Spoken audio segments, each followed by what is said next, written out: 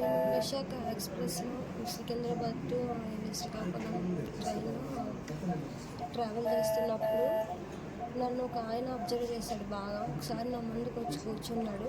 అప్పుడు ఆయన ప్లేస్ అది కాదని వేరే ఒక ఆంటీ వచ్చి వెళ్ళిపోమని చెప్తే ఆయన వెళ్ళిపోయాడు. ఇంకా వాష్రూమ్స్ దగ్గర నిల్చొని నన్ను అబ్జర్వ్ చేశాడు కానీ నేను అంత పట్టించుకోలేదు. తర్వాత వాష్రూమ్కి వెళ్ళి హ్యాండ్ వాష్ చేసుకొని తిందామని వచ్చేసరికి ఆయన నా నడుము పట్టుకొని బయటకు లాగాడు. ఇట్లా దగ్గర. మీ పేరు? నా పేరు శిరీష.